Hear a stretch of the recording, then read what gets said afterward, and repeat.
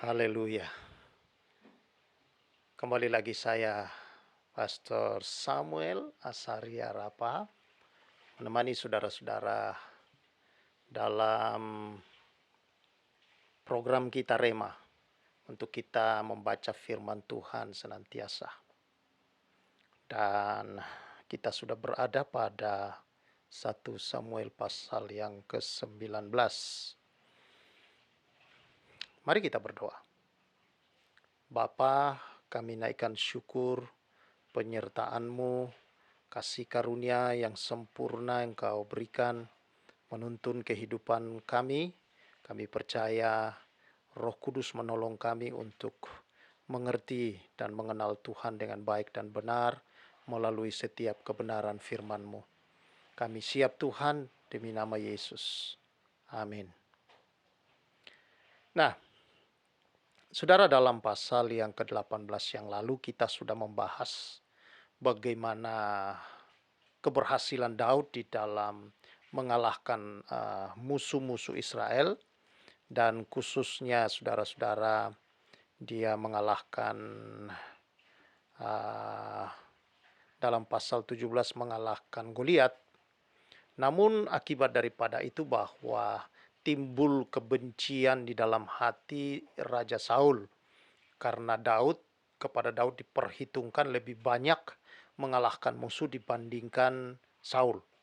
Padahal kalau secara rekam jejak saudara-saudara kita tahu bahwa Raja Saul sejak dia diangkat menjadi raja begitu banyak peperangan yang dia menangkan untuk membebaskan bangsa Israel dari penjajahan bangsa-bangsa lain.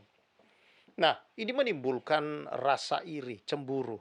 Kita sudah membahas akibat daripada kecemburuan itu.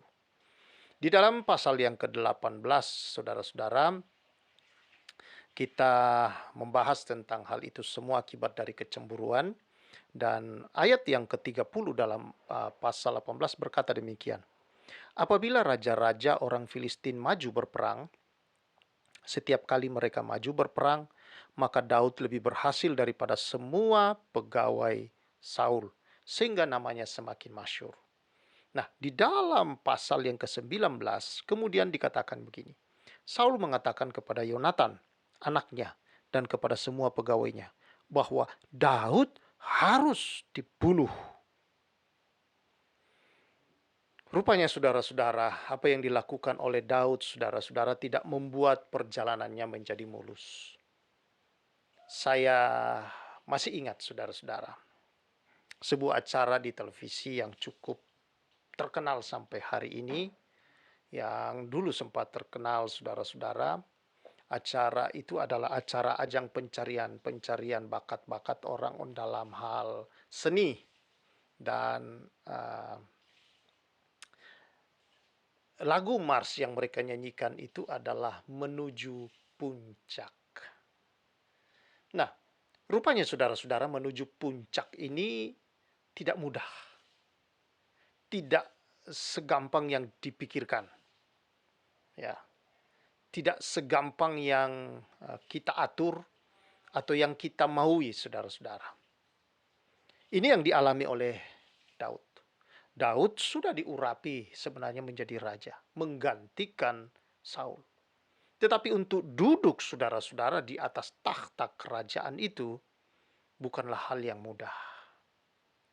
Daud harus menunggu waktu di mana dia harus menempati itu, yaitu menunggu sampai Saul meninggal. Barulah bisa digantikan sistem dalam kerajaan. Nah, namun saudara-saudara, walaupun dia telah diurapi menjadi raja, dia bekerja pada Saul. Di sini kita melihat dia memenangkan berbagai peperangan karena Tuhan menyertai Daud. Tetapi itu tidak mendapat penghargaan dari Saul. Malah menimbulkan rasa iri, cemburu, benci yang dalam sampai Saul berusaha membunuhnya. Di ayat 30 ayat pasal 18 tadi kita membaca bahwa dia menjadi lebih berhasil dari semua pegawai Saul dalam setiap peperangan-peperangan. Namun itu bukan membuat Saul menjadi merasa senang, sukacita, Melihat keberhasilan ini, saudara, ini menjadi ancaman bagi Saul. Karena Saul hanya memikirkan dirinya, hanya memikirkan akan kedudukannya yang bisa-bisa dirampas oleh Daud. Nah, akibatnya saudara-saudara, kebencian itu rupanya tidak bisa hilang lagi dalam diri Saul. Dia tidak bertobat. Malah dia merancang betul-betul kepada anaknya sendiri. Dia mengatakan bahwa Daud harus dibunuh. Ini sudah terang-terangan saudara-saudara. Dia berkata kepada keluarganya, anaknya sendiri, yang merupakan pewaris takhta. Dia berpikir bahwa dengan demikian Yonatan pasti akan mendukung dia karena takhta ini adalah milik Yonatan setelah Raja Saul. Tetapi rupanya tidak demikian dengan Yonatan. Yonatan yang telah mengikat janji, membangun persahabatan dengan Daud, betul-betul persahabatan ini saudara-saudara melahirkan satu komitmen di antara mereka untuk terus saling membantu apapun yang terjadi sampai kepada keturunan mereka kelak. Siapapun yang duduk nanti menjadi raja, maka dia harus bertanggung jawab atas keturunan-keturunan mereka. Nah, sehingga saudara-saudara ini menimbulkan amarah yang semakin dalam di dalam diri daripada Saul. Di mana anaknya kemudian menasihati bahwa janganlah engkau berbuat dosa ayah. Bukankah dia itu telah mempertaruhkan nyawanya di dalam ayat yang ke 4 dan 5. Lalu Yonatan mengatakan yang baik tentang Daud kepada Saul ayahnya. Ya, katanya janganlah raja berbuat dosa terhadap Daud hambanya, sebab ia tidak berbuat dosa terhadapmu. Bukankah apa yang diperbuatnya sangat baik bagimu? Ia telah mempertaruhkan nyawanya dan telah mengalahkan orang Filistin itu, dan Tuhan telah memberikan kemenangan yang besar kepada seluruh Israel. Engkau sudah melihatnya dan bersuka cita karenanya. Mengapa engkau hendak berbuat dosa terhadap darah orang yang tak bersalah dengan membunuh Daud tanpa alasan? Saul mendengar perkataan Yonatan dan bersumpah demi Tuhan yang hidup, Daud tidak akan mati. Lalu dipanggil. Tetapi saudara-saudara, karena Saul tidak bertobat sungguh-sungguh, hanya di bibir saja, roh jahat menguasai dia. Ya, di ayat yang berikutnya kita melihat saudara-saudara ayat 9, roh jahat yang daripada Tuhan hinggap pada Saul ketika ia duduk di rumahnya dengan tombaknya di tangannya dan Daud sedang main kecapi. Bayangkan saudara-saudara, Daud yang lagi santai, yang lagi main kecapi, dan biasanya kalau Daud sedang main kecapi itu maka roh jahat yang menguasai Saul itu lari. Tetapi rupanya saudara-saudara sebelum roh jahat itu lari, dia menggunakan Saul untuk melemparkan tombak. Ini kali yang kedua. Di mana tangan Saul sendiri saudara-saudara yang hendak melakukan pembunuhan terhadap Daud. Tetapi Tuhan menghindarkan Daud dari kematian di tangan Saul. Nah, apa yang terjadi saudara? Ini tidak membuat Saul saudara menjadi jerah. Walaupun dia sadar bahwa Tuhan menyertai Daud, bahwa selalu Daud lepas dari tangannya dia tidak pernah bertobat. Dia terus berusaha untuk melakukan pembunuhan terhadap Daud. Kalau saudara baca dari keseluruhan ini, menunjukkan kepada kita saudara-saudara juga bahwa tidak mudah untuk menuju puncak. Ada banyak hal yang bisa terjadi. Ada banyak usaha-usaha dari kuasa jahat untuk menghalangi apa yang kita lakukan, usaha yang kita kerjakan, pelayanan ya saudara-saudara yang kita kerjakan. Dan setiap apa yang kita bangun yang baik saudara-saudara, ada senantiasa roh jahat yang bisa memakai orang-orang tertentu yang ingin menjatuhkan, yang ingin menghancurkan, yang bahkan saudara-saudara kalau bisa dia melenyapkan kita, nyawa kita dia cabut, dia ambil supaya kita tidak ada lagi menjadi penghalang bagi dia. Ada saja orang-orang yang seperti ini yang bisa dipakai oleh si jahat, iblis saudara-saudara, oleh setan, roh-roh yang jahat itu. Nah, saudara yang saya kasih di dalam Tuhan, tetapi di sini kita melihat bahwa walaupun demikian Saul berusaha, Tuhan selalu punya cara untuk melindungi orang-orang pilihannya. Tuhan selalu punya cara untuk melindungi orang-orang yang tulus, yang berpegang kepada kebenaran saudara-saudara sebagai orang pilihan, yang tidak berusaha melakukan yang jahat, tidak membalas yang jahat dengan jahat, saudara-saudara. Di sini kita lihat Daud. Walaupun saudara-saudara saya percaya bisa saja Daud punya kesempatan, dia orang yang pandai dalam berperang dan sebagainya untuk bisa membunuh saudara, atau untuk bisa memenangkan kalau dia berperang melawan Saul, tetapi itu tidak dilakukannya. Ya, bisa saja dengan berbagai macam cara juga saudara-saudara untuk, tetapi dia bersabar. Dia tahu bahwa dia orang pilihan. Dia tahu Tuhan telah mengurapi dia. Tuhan tidak akan mungkin saudara-saudara ingkar janji atas apa yang telah dia lakukan terhadap Daud, bahwa dia telah diurapi dan dipilih menjadi raja. Penyertaan Tuhan atas hidupnya. Tidak mungkin saudara-saudara Tuhan membiarkan dia untuk dirampas begitu saja akan apa yang Tuhan telah karuniakan, tetapkan kepada dia melalui pengurapan oleh Nabi Samuel. Nah, ini pelajaran buat kita juga saudara-saudara. Tidak perlu dalam hidup untuk kita membalas yang jahat dengan jahat, saudara-saudara. Kalau kita tahu bahwa apa yang kita kerjakan baik, benar, kita bersandar di dalam Tuhan. Walaupun ada usaha-usaha si jahat, entah memakai orang atau cara apapun saudara mau menghancurkan, merusak kita, tetap berpegang kepada Tuhan, tetap bersandar di dalam Tuhan. Karena Tuhan tahu melindungi, Tuhan tahu menjaga, Tuhan tahu memelihara kita, Tuhan tahu meluputkan kita, saudara. Dan Tuhan, saya percaya, menuntun Daud pergi ke tempat Samuel di Rama, dikatakan di Nayot itu. Dan mereka di sana mengalami dipenuhi oleh Roh Kudus. Saul tahu bahwa dia ada di sana, lalu menyuruh prajurit ke sana, saudara, untuk mengambil dia. Tetapi ketika prajurit sampai di sana, maka mereka juga dipenuhi oleh roh, sehingga mereka tidak bisa berbuat jahat.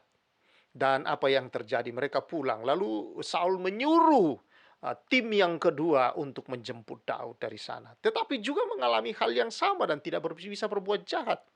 Akhirnya saudara-saudara, kalau saudara baca ayat 22, lalu ia sendiri pergi ke Rama, ya, Saul ini.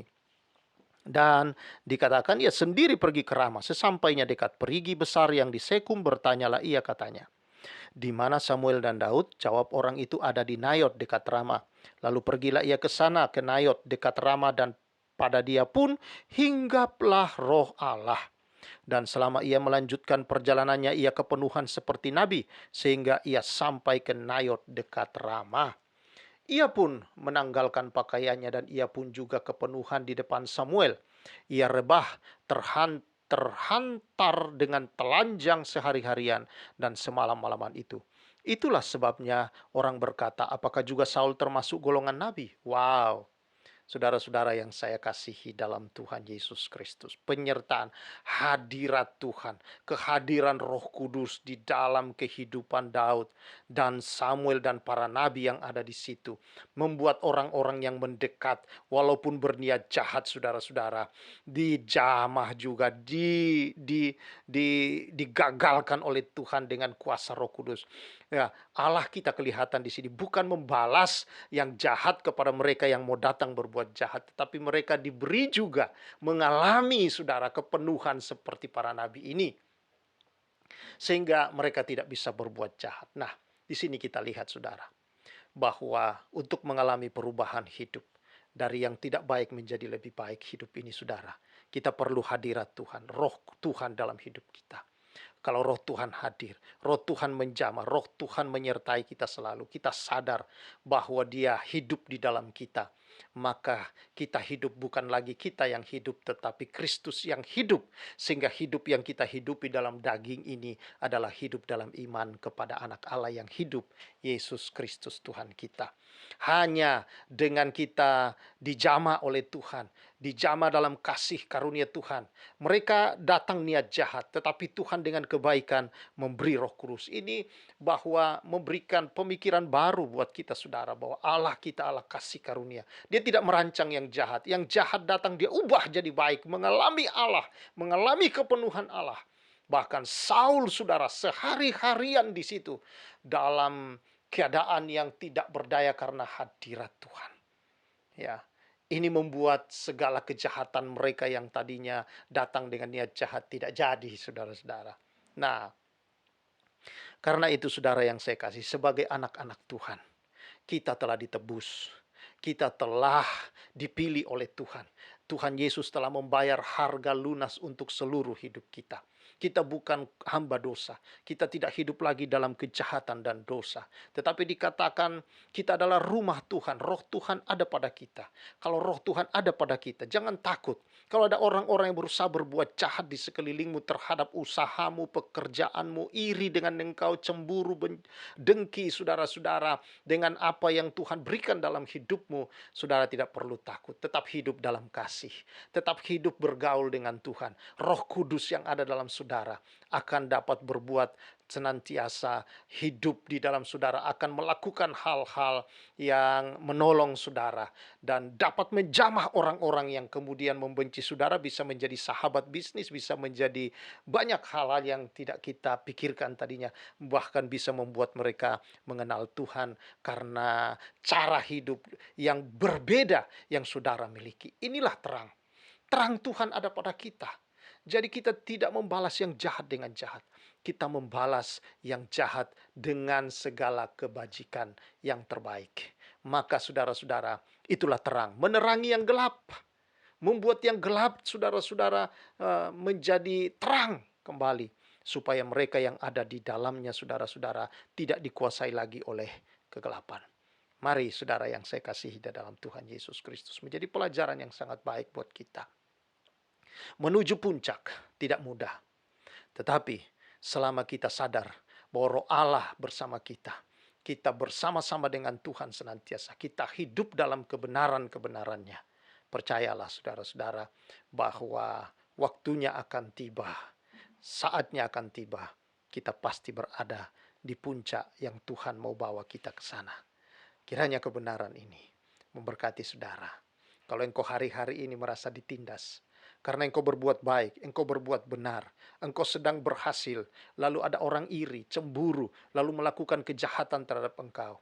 Saudara jangan takut, saudara jangan sedih, saudara jangan merasa tertindas, saudara jangan marah, saudara nggak perlu membenci dengan mereka. Kasihi mereka, doakan mereka, dan tetap hidup bergaul dengan Tuhan.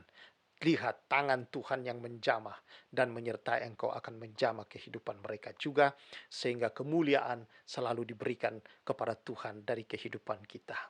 Tuhan memberkati kita semua.